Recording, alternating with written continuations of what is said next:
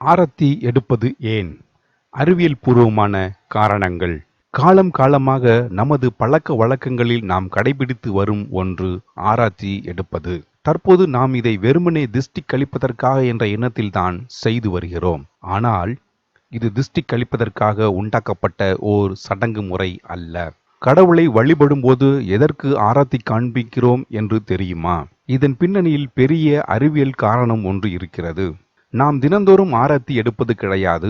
முக்கிய நாட்களில் மட்டுமே எடுப்போம். திருமணம் முடிந்த தம்பதியர், பிரசவம் முடிந்த பெண், வெளியூர் பயணம் முடித்து விட்டு வரும் நபர்கள் என இவர்களுக்குத்தாம் நாம் பொதுவாக ஆராத்தி எடுப்போம். சம்பிரதாயங்களுக்கு பின்னால் ஒளிந்திருக்கும் அற்புதமான விஞ்ஞான காரணங்கள்.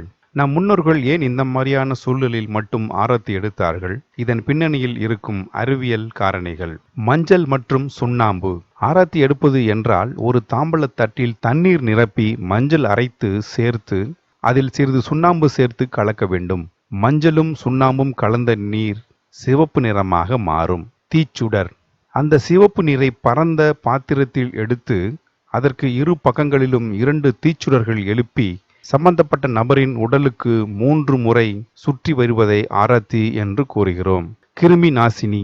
மஞ்சள் ஒரு சிறந்த கிருமி நாசினி என்பது நாம் அறிந்ததுதான். சுண்ணாம்புக்கும் இதன் திறன் உண்டு.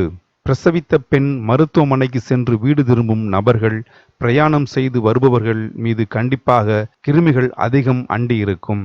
இந்த கிருமி நாசினி நீரில் சூடமேற்றி உடலை சுற்றுவதால் உடல் மேல் அண்டியிருக்கும் கிருமிகள் அழிந்துவிடும். வாசலில் ஆராத்தி எடுப்பது ஏன்? உடல் கிருமிகள் அண்டியிருக்கும் நிலையில் வீட்டுக்குள் வரும்போது அது வீட்டில் இருக்கும் குழந்தைகள் மற்றும் பெரியவர்களை எளிதில் தொற்றிக்கொள்ளும்.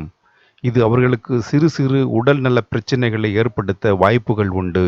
அதனால் தான் வாசலிலேயே ஆராத்தி எடுத்து வீட்டுக்குள் அழைத்து வருகிறார்கள். முன்னோர்களின் அறிவியல். நமது முன்னோர்கள் எதையும் வெறுமனே செய்து வைக்கவில்லை. அவர்களது செயல்களில் மருத்துவமும் அறிவியலும் புதைந்து இருக்கிறது என்பதற்கு ஆராத்தி எடுக்கும் முறை மற்றுமொரு சான்றாக விளங்குகிறது. புரிதலின்மை. சரியான புரிதலின்மை காரணமாக இந்த தலைமுறையினர் இவற்றையெல்லாம் மூட நம்பிக்கை, வீண் சடங்குகள், அறிவியல் வளர்ந்த பின்னும் இதை ஏன் கடைபிடிக்கிறீர்கள் என்று குற்றம் சாட்டுகின்றனர். எனவே நமது முன்னோர்களின் செயல்களில் ஒளிந்திருக்கும் ஆழமான விஞ்ஞானத்தை நாம் முதலில் அறிந்து கொள்ள வேண்டும்.